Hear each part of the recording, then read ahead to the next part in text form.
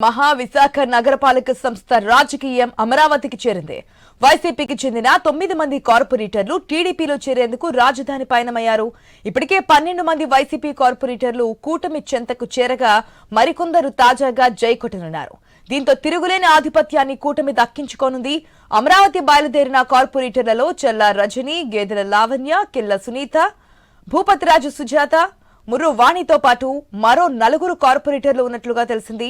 జనసేనలోకి వెళ్లడానికి మరో 3 సిద్ధంగా ఉన్నప్పటికీ వీళ్లు అమరావతికి వెళ్లలేదు.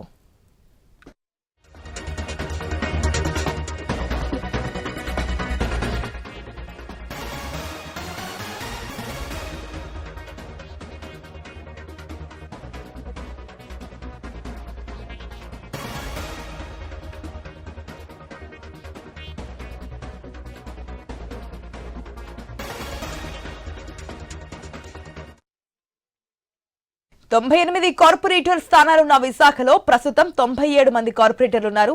వంశీకృష్ణ ఎమ్మెల్యేగా ఎన్నికైన స్థానం ఖాళీగా ఉంది. గత ఎన్నికలో టీడీపీ తరపున 29 మంది కార్పొరేటర్లు గెలిచారు. కూటమి అధికారంలోకి వచ్చిన తర్వాత వైసీపీ కార్పొరేటర్లు 11 మంది నేరుగా టీడీపీలో చేరారు. జనసేనకు 3 కార్పొరేటర్లుండగా వైసీపీ స్వతంత్రులుగా గెలిచిన 7 జనసేనలో చేరారు.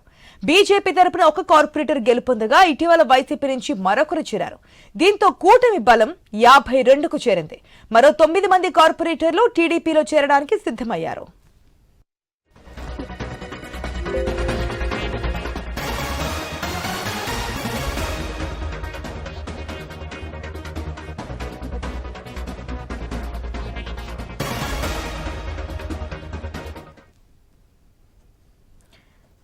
రైట్, వైసీపీ కార్పొరేటర్లు కూటమిలోకి చేరాక ఈ నెల 19న మేయర్పై అవిశ్వాస తీర్మానం ప్రవేశపెట్టే అవకాశం ఉంది.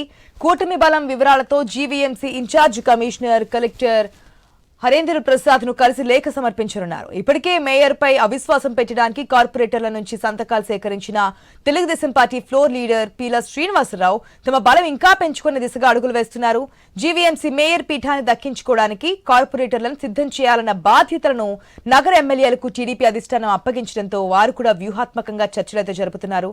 రైట్, దీనికి సంబంధించిన మరిన్ని అప్డేట్స్ మనకు అందించడానికి మా ప్రతినిధి రాజు జీవీఎంసీ ఆఫీస్ నుంచి సిద్ధంగా ఉన్నారు. రైట్, గుడ్ మార్నింగ్ రాజు. ఇప్పటికే మనం చూస్తున్నాం విశాఖకు సంబంధించి కార్పొరేటర్లు ఒక్కొక్కరుగా గత అధికార పార్టీ నుంచి ప్రస్తుత కూటమి వైపు అడుగులేస్తున్నటువంటి సిచ్యువేషన్. ఇప్పుడు కూడా 7 నుంచి 9 మంది వరకు కూడా కూటమి వైపు, అటు తెలుగుదేశం పార్టీ కావచ్చు, ఇటు జనసేన పార్టీ వైపు కావచ్చు, మొగ్గు చూపుతున్నట్టు తెలుస్తుంది. ఇప్పటికే అమరావతికి కూడా చేరుకున్నట్టు తెలుస్తుంది కదా, డీటెయిల్స్ ఏంటి? ఏదైతే గత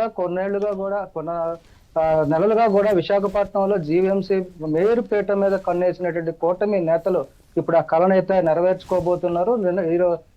మార్చి 18తో 4 సంవత్సరాల పాలక మండలి అయితే పూర్తి చేసుకున్న పదవీ కాలం పూర్తి చేసుకుని ఇక ఏడాది కొనసాగే అవకాశాలు ఉన్న నేపథ్యంలోనే ఇప్పుడు అవిశ్వాస తీర్మానం పెట్టి మేయర్ పీఠాన్ని మేయర్ని మార్చాలి అని చెప్పి వైఎస్ఆర్సీపీకి షాక్ ఇవ్వాలని చెప్పి ఎంతో ఉత్సాహపడుతున్నటువంటి కూటమి నేతలు అయితే దానికి అనుగుణంగా పావులు కూడా కదుపుతున్నారు. ఇప్పటికే 60% పనులు కూడా పూర్తయినట్టుగా తెలుస్తుంది. ఎందుకంటే గతంలో అత్యధిక మెజార్టీతో గెలిచినటువంటి కార్పొరేటర్లు అందరూ కూడా ఒక్కొక్కరుగా కూడా కూటమి వైపు వెళ్ళిపోతున్నారు. ఆ వెళ్ళిపోతున్న నేపథ్యంలోనే మేయర్ పీఠం కూడా టీడీపీ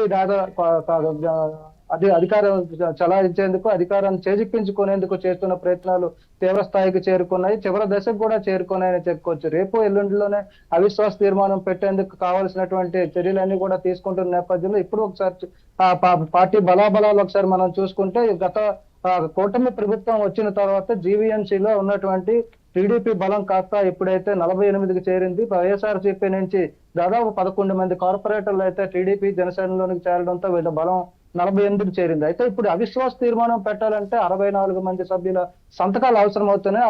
64 మంది సభ్యుల్లో కూడా 48లో పాటు ఇక్కడ కోఆప్షన్ మెంబర్లుగా మొత్తం 8 మంది ఉన్నారు. ఎమ్మెల్యేలు, ఎంపీలు కలిపి కూటమి ప్రభుత్వానికి అయితే 8 మంది ఉన్నారు. కాబట్టి 56 అవుతుంది. ఇంకా 64కి అయితే 8 మంది తక్కువ అవుతున్నారు. ఈ 8 మందిని కూడా వైఎస్ఆర్ కాంగ్రెస్ పార్టీ నుంచి లాక్కునేందుకు ప్రయత్నాలు తీవ్రంగా జరిగాయి.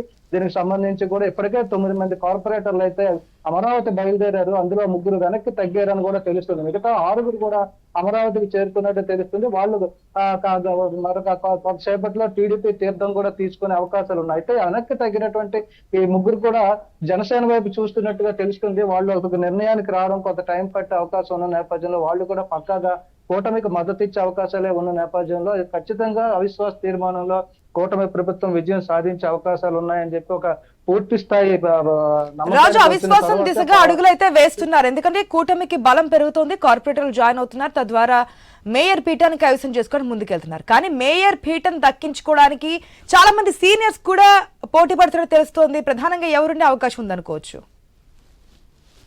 గతంలో ఎమ్మెల్సీ ఏదైతే ఇక్కడ జీవీఎంసీ ఎలక్షన్ జరిగిన నేపథ్యంలో కూటమి అభ్యర్థిగా అంటే టీడీపీ నుంచి పోటీ చేసినటువంటి పేలా శ్రీనివాసరావు అయితే అప్పుడు టీడీపీ ఫ్లోర్ లీడర్ గా ఉన్నారు. అదేవిధంగా అప్పుడు టీడీపీలో కూడా అత్యధిక సీట్లు కూడా టీడీపీ గెలుచుకున్న నేపథ్యంలో మేయర్ అభ్యర్థిగా అప్పుడైతే ప్రకటించడం జరిగింది. తర్వాత అధికారం రాకపోవడంతో ఫ్లోర్ లీడర్ గా కూడా పేలా శ్రీనివాస్ అయితే ఉన్నారు. ఇప్పుడు మేయర్ పీఠం మీద అయితే ఆయన 100% కూడా మేయర్ అయ్యే అవకాశాలు అయితే కనిపిస్తున్న నేపథ్యంలో జనసేనకు సంబంధించి కూడా ఒక అభ్యర్థి అయితే మేయర్ కావాలి అని చెప్పి ఆశపడుతున్నట్టుగా తెలుస్తుంది. అయితే వాళ్ళకి డిప్యూటీ మేయర్ పదవి ఇచ్చి మేయర్ గా పేలా శ్రీనివాసుని అయితే ఎంపిక చేసే అవకాశాలు దాదాపు ఖరారయ్యాయని చెప్పుకోవచ్చు.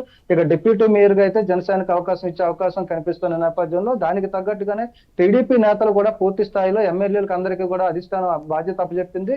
వాళ్ళ అందరూ కూడా కలిసి ఈ రోజు అయితే అవిశ్వాస తీర్మానానికి అవసరమైనటువంటి సంతకాలు ఏవైతే 64 మంది సంతకాలు కావాలో ఆ సంతకాలు కూడా సేకరించే పనిలో ఉన్నారని చెప్పుకోవచ్చు. మరి ఇది ఈ రోజు పూర్తి అయితే రేపు 19వ తారీఖున అవిశ్వాసం పెట్టడానికి అయితే పూర్తిగా సన్నద్ధమైనట్టుగా కూడా తెలుస్తుంది. ఈ నేపథ్యంలో విశాఖపట్నంలో ఉన్నటువంటి అటు వైఎస్ఆర్ కాంగ్రెస్ పార్టీ కావచ్చు, ఇటు కూటమి నేతల్లో కావచ్చు ఒక అలజడి మొదలైంది. ఒక తుఫాను వాతావరణం కూడా రాజకీయ తుఫాను చెలరేగుతుంది అని చెప్పుకోవచ్చు. ఇది ఎప్పుడంటే గత 8 నెలల క్రితం కూటమి ప్రభుత్వం రాష్ట్రంలో ఏర్పాటైన తర్వాత నుంచి కూడా, ఎందుకంటే రాష్ట్రంలోనే అతిపెద్ద కార్పొరేషన్ అయినటువంటి విశాఖపట్నం మేయర్ స్థానాన్ని చేజిక్కించుకోవడం అనేది అయితే చిన్న విషయం కాదు. దాది ఒక ప్రతిష్టాత్మకంగా కూటమి ప్రభుత్వం అయితే తీసుకున్న నేపథ్యంలోనే ఇప్పుడు ఖచ్చితంగా ఇక పదవి కాలం 1 సంవత్సరమే ఉన్నప్పటికీ కూడా ఎంత తొందరగా మేయర్ పీఠం మీద కూర్చుంటే అంత మంచిది, అంత ప్రభుత్వానికి కలిసి వస్తుంది అనే ఒక ఉద్దేశంతో అయితే ఏదో ఇప్పుడు అంత అర్జెంట్ గా కూడా కూటమి ప్రభుత్వ నేతలందరూ కూడా ఈ అవిశ్వాసానికి దీనికైతే సిద్ధమవుతున్నారు. మరోవైపు వైఎస్ఆర్ కాంగ్రెస్ పార్టీకి సంబంధించి ఉత్తరాంధ్ర బాధ్యతలు చూస్తున్నటువంటి ఎమ్మెల్సీ బొత్స సత్యనారాయణ కూడా వైఎస్ఆర్ కాంగ్రెస్ పార్టీ కార్పొరేటర్లందరినీ ఒక తాటి మీదకి తెచ్చే ప్రయత్నాలు చేశారు. కానీ అవైతే ఫలించే అవకాశాలు కనిపించడం లేదు. ఎందుకంటే ప్రస్తుతం అధికారంలో కూటమి ప్రభుత్వం ఉంది. కార్పొరేటర్లు కూడా వాళ్ళకి అనుకూలంగా మార్చుకునేందుకు లేదంటే వాళ్ళ పనులు చేసుకునేందుకు అయితే ప్రస్తుతం పార్టీ మంచి రోజులు వస్తాయి. గత 4 ఏళ్లుగా కూడా. Right Raju, thanks for the update.